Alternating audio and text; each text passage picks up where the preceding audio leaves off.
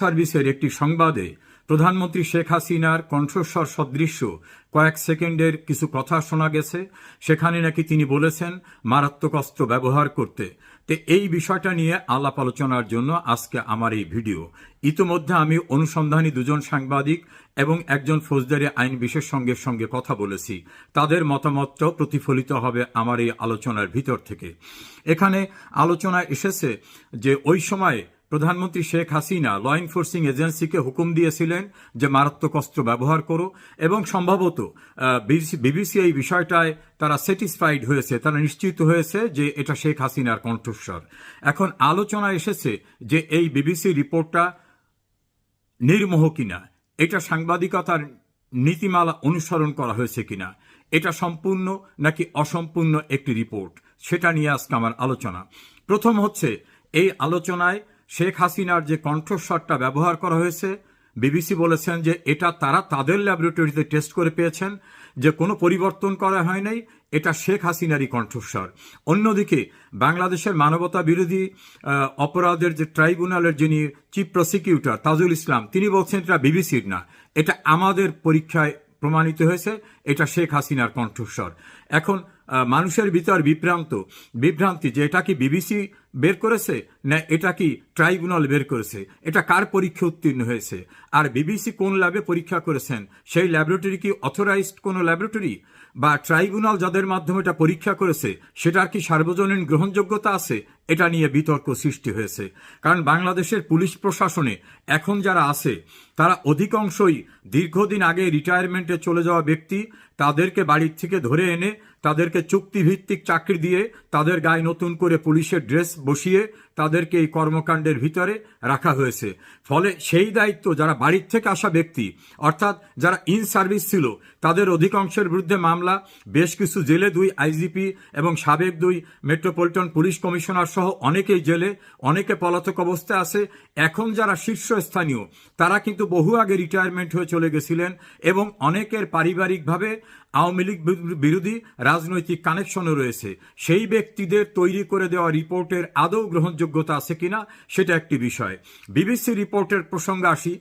BBC যে রিপোর্টটা করেছে, বাংলাদেশে ওই সময় যে সহিংসতা হয়েছিল, পুলিশকে মেরে টাঙিয়ে রাখা, 400-র উপরে থানা আক্রমণ করা, গর্ভবতী পুলিশ কনস্টেবল আর্তনাদ করে তার পেটে বাচ্চা, তাকে বাঁচিয়ে রাখা হোক, এই নির্মম আর্তনাদের পরেও তাকে হত্যা করা হয়েছিল, সে বিষয়গুলো কিন্তু এখানে আসেনি।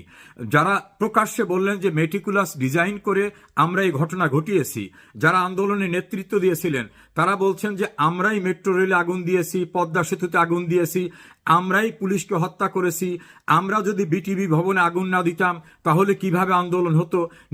নেতারা বলছেন যে 15 বছর যাবৎ আমরা এই পরিকল্পনায় ছিলাম কি কি করব। তাদের নেতারা বলতেছেন যে এভাবে যদি গভর্নমেন্টকে ফেলে দিতে না পারতেন তাহলে তারা অস্ত্র তুলে নিতেন। তাহলে সশস্ত্র যুদ্ধের পরিকল্পনা যাদের ছিল, যারা প্রকাশ্যে বললেন যে আমরা পুলিশকে হত্যা না করলে এই আন্দোলন সফল হতো না, তাহলে তারা কি শেখ হাসিনার পরামর্শে করেছেন? শেখ হাসিনা কি তাদেরকে নির্দেশ দিয়েছিলেন? এই হাস্যকর কাহিনী নিয়েও কিন্তু অনেক আলাপ আলোচনা হচ্ছে। দেন শেখ হাসিনার এত বড় একটা অডিও ক্লিপকে নিয়ে যদি বড় একটা প্রতিবেদন করতে হয়, তাহলে আওয়ামী লীগের কারু কাছ থেকে বা শেখ হাসিনার মতামতটা জানতে চাওয়া কি সাংবাদিকতার নীতিমালার অংশ ছিল না? শেখ হাসিনাকে তো ফোনেই পাওয়া যায়, অথবা তার দলের সাধারণ সম্পাদক জনাব ওবায়দুল কাদের, তার অন্যান্য নেতৃবৃন্দ আছেন, পার্টির মুখপাত্র শেখ হাসিনা এবং শেখ হাসিনার সেক্রেটারি ওবায়দুল কাদের। রিপোর্টের ভিতর বলা হয়েছে মুখপাত্রের কাছ থেকে শুনেছি, কারো নাম তারা উল্লেখ করলেন না। এর চেয়েও ইন্টারেস্টিং হলো যে কয়েক সেকেন্ডের রিপোর্ট এখানে তুলে ধরা হলো, তার পিছনের অংশ পরের অংশ কিছুই তুলে ধরা হলো না। বাংলাদেশে একটি চাঞ্চল্যকর মামলা হয়েছিল। সেই মামলাটি যিনি করেছিলেন তিনি করেছিলেন অসীম ক্ষমতাবান একজন মানুষের বিরুদ্ধে। রাতে সাংবাদিকরা তার কাছে গেলেন, যে বললেন যে এত বড় মামলা করতে পেরেছেন, আপনি একটা দুঃসাহসী মানুষ, আপনার এই গর্ব এই সাহস কিভাবে আসলো? তার অনেকক্ষণ ইন্টারভিউ নিলেন। ইন্টারভিউ নেওয়ার পরে তাকে বললেন আপনার বিরুদ্ধে তো একটা এলিগেশন আছে। উনি বললেন কি এলিগেশন? যে আপনার বিরুদ্ধে তো একটা ধর্ষণের মামলা হয়েছিল। উনি জবাবে বললেন হ্যাঁ, আমার বিরুদ্ধে একটা ধর্ষণের মামলা হয়েছিল, এটা সত্য। তবে সেই মামলায় তদন্ত করে মিথ্যা প্রমাণিত হয় বাদীকে জেল হাজতে পাঠানো হয়েছিল।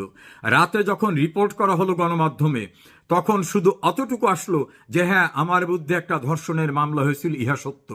পরের পার্টটাকে বাদ দেওয়া হলো, এভাবে মেলাইন করা হলো তাকে। এই ক্ষেত্রেও শেখ হাসিনার বক্তব্যটা যদি পরিপূর্ণভাবে আসতো, তাহলে বোঝা যেত উনি কি কনভারসেশন করেছেন এবং উনি কি বলেছেন বা উনি কি বলেন নাই।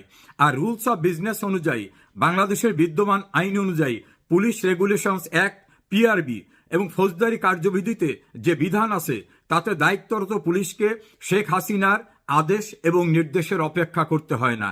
আর স্বরাষ্ট্র মন্ত্রণালয়ের মন্ত্রী শেখ হাসিনা না, সেখানে একজন স্বরাষ্ট্রমন্ত্রী আছেন, তার অধীনে একজন আইজিপি আছেন, এডিশনাল আইজিপি আছেন, metropolitan police commissioner, additional police commissioner, তাদের অধীনে এডিসি, তাদের অধীনে ডিসি, ডিসির অধীনে ইন্সপেক্টর, এবং দায়িত্বে যারা থাকেন তাদের কিন্তু গুলি করার এখতিয়ার ট্রেনিংদের সময় দেওয়া হয়েছে।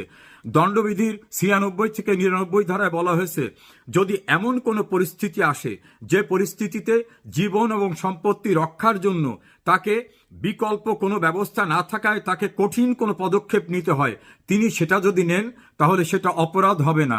আমাদের আইনের ভাষায় বলা হয় সেলফ ডিফেন্স, আত্মরক্ষার অধিকার।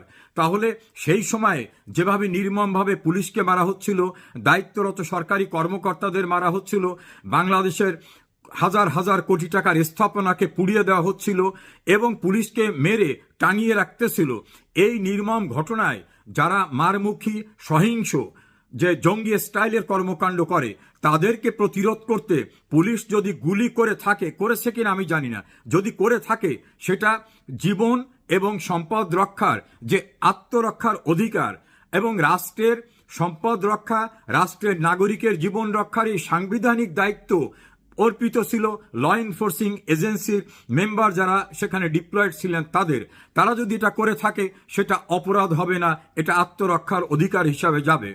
আর প্রধানমন্ত্রী শেখ হাসিনা এ জাতীয় কোনো নির্দেশনা দিয়েছেন এর কোনো প্রমাণ কোথাও পাওয়া যায় না। বরং তিনি প্রকাশ্যে বলেছিলেন, আন্দোলনরতদের গ্রেপ্তার করবে না, যারা গ্রেপ্তার হয়েছে তাদের জামিনের ব্যবস্থা করো এবং তাদের নিরাপত্তার সঙ্গে আন্দোলন করার পর যাতে নিরাপদে ফিরতে পারে সে জাতীয় প্রোটেকশনের ব্যবস্থা করতে হবে। শেখ হাসিনা নিজে হসপিটালে গিয়ে যারা বিভিন্নভাবে আহত হয়েছেন তাদের দেখেছেন, যারা মারা গেছেন তাদের পরিবারকে ডেকে এনে তাদেরকে রাষ্ট্রের পক্ষে থেকে তিনি তাদেরকে টাকা দিয়েছেন, তাদের পাশে থাকবেন এবং এই ঘটনা তদন্তের জন্য হাইকোর্টের বিচারপতির নেতৃত্বে তদন্ত কমিটি গঠন করেছিলেন এবং জাতিসংঘকেও এই কমিটিকে সাহায্য করার জন্য এগিয়ে আসতে বলেছিলেন। যেখানে তিনি সংবেদনশীলতা দেখালেন, যেখানে তিনি গ্রেপ্তার থেকে নিবৃত্ত করলেন, যেখানে তিনি যারা মারা গেছেন তাদের পরিবারকে ডেকে এনে ক্ষতিপূরণ দিলেন, সান্ত্বনা দিলেন, যারা আহত তাদের হসপিটালে দেখতে গেলেন, তিনি মারাত্মক অস্ত্র ব্যবহার করে নিরীহ মানুষের উপর গুলি বর্ষণ করতে কোনো পদক্ষেপ নেবেন, এটা অবিশ্বাস্য। তৃতীয় হচ্ছে, বিবিসির অনেকের কর্মকাণ্ড নিয়ে কিন্তু সংশয় দেখা দিয়েছে। যেমন শেখ হাসিনার চলে আসা নিয়ে প্রথম যিনি রিপোর্ট করেন এপির সাংবাদিক শফিক সাহেব, তিনি কিন্তু এই সরকারের প্রেস অ্যাডভাইজার, এই সরকারের একটি কমিশনের প্রধান, তিনি একসময় বিবিসির সাংবাদিক ছিলেন, তিনিও বেনিফিশিয়ারি এখানে। এই বিবিসির বাংলাদেশে একজন সাংবাদিক ছিলেন, তিনি এই সরকারের সময় একটি গুরুত্বপূর্ণ রাষ্ট্রে প্রেস মিনিস্টার হিসাবে পোস্টিং পেয়েছেন। শেখ হাসিনা সরকারের তীব্র বিরোধিতা করা একটি দৈনিকের অনলাইন ভার্সনের যিনি এডিটর, তিনি এই সরকার আমলে একটি গুরুত্বপূর্ণ রাষ্ট্রে বাংলাদেশ হাইকমিশনে প্রেস মিনিস্টার হিসাবে পোস্টিং পেয়েছেন। ফলে বিবিসিও যে একেবারে বেদ বাক্য, বাইবেল বা কোরআন তাদের কোনো ভুল নাই এ কথা বলা যাবে না। সেখানে আমাদের সংশয় যে শেখ হাসিনার ইন্টারভিউ না নিয়ে বা তার প্রতিনিধির ইন্টারভিউ না নিয়ে এবং তার বক্তব্যকে খণ্ডিত করে প্রচার করার মধ্য থেকে কি মেটিকুলাস ডিজাইনে যারা কাজ করেছিল তাদের পারপাস সার্ভ করা হলো কিনা, এই প্রসঙ্গটা আসছে। কারণ সাংবাদিকতার নীতিমালা, কারোর বিরুদ্ধে গুরুতর অভিযোগ আনতে গেলে তার আত্মপক্ষ সমর্থনের বক্তব্যটাও সেখানে আসা উচিত ছিল। শেখ হাসিনা বাংলাদেশের একাধিকবারের নির্বাচিত প্রধানমন্ত্রী, তিনি বাংলাদেশের সবচেয়ে বড় রাজনৈতিক দলের প্রধান। তার আত্মপক্ষ সমর্থন করতে না দিয়ে বিবিসি কিভাবে নিশ্চিত হলো যে এই কণ্ঠস্বরটা তার? কদিন আগে বেগম খালেদা জিয়ার কণ্ঠস্বর নকল করে 58 কোটি টাকা আত্মসাতের একটি নিউজ আমরা দেখলাম।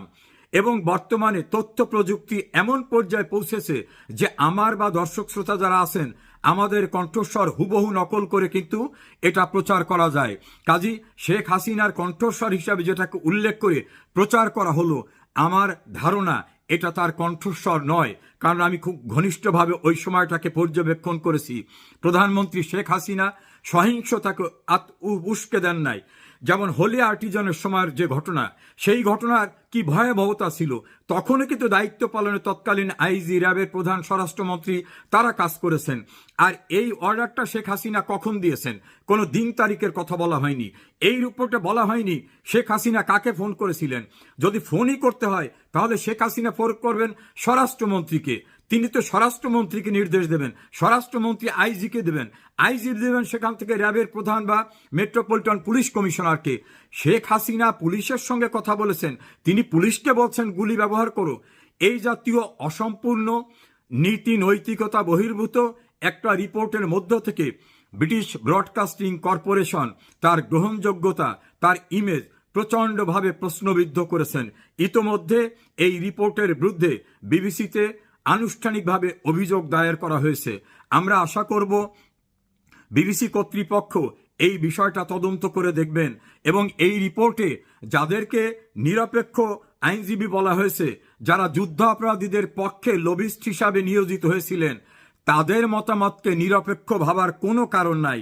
যারা যুদ্ধ অপরাধীদের পক্ষে টাকা খেয়ে পক্ষ অবলম্বন করেছিলেন, সেই মানুষদেরকে বুদ্ধিজীবী সাজিয়ে, নিরপেক্ষ সাজিয়ে যদি এই রিপোর্টটাকে সমৃদ্ধ করার চেষ্টা করা হয়, তাহলে প্রমাণিত হয় না যে এই রিপোর্টটা অসৎ উদ্দেশ্যে না। আর সিআইডিতে এখন যারা দায়িত্ব পালন করেছেন, তারা অনেকেই শেখ হাসিনা এবং তার দলীয় বা তার সরকারের যারা, তাদের বিরুদ্ধে কাজ করার জন্য রাজনৈতিক এজেন্ডায় আদেশপুষ্ট। ফলে শেখ হাসিনার বিরুদ্ধে বিবিসির করা এই রিপোর্টটি ব্যাপকভাবে সমালোচিত হয়েছে। অনেকেরই ধারণা ডক্টর মোহাম্মদ ইউনূস যেভাবে বিভিন্ন মাধ্যমকে ব্যবহার করতেন, যেভাবে তিনি বড় ধরনের ফান্ড দিয়ে ক্লিনটন ফাউন্ডেশনকে ম্যানেজ করেছিলেন, যেভাবে তিনি সরোজ ফান্ডের টাকা এনেছিলেন, যেটা স্পষ্ট হয়েছিল ডোনাল্ড ট্রাম্প তার বক্তব্যে বলেছিলেন যে বিপুল টাকা বাংলাদেশের রাজনীতির পিছনে ব্যয় করা হয়েছে এবং অনেক রিপোর্ট এসেছে।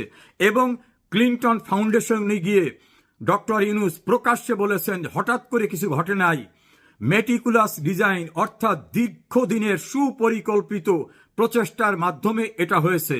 এবং যারা এই আন্দোলনে সম্পৃক্ত ছিলেন তারাও নিজেরা বলেছেন যে আমরা মানুষ খুন করেছি, আমরা খুন না করলে আন্দোলন বেগবান হতো না। তারা ইন্টারভিউ দিয়ে বলছেন পদ্মা সেতু, মেট্রো রেল, টেলিভিশনে আমরাই আগুন দিয়েছি, আমরাই হামলা করেছি, আমরা এটা না করলে আন্দোলন পরিপূর্ণ হতো না। তাদের নেতা আসিফ মাহমুদ সজীব ভুঁইয়া এবং নাহিদ দুজনেই বলেছেন যে আন্দোলনে যদি সফল না হতাম তাহলে আমরা অস্ত্র তুলে নিতাম।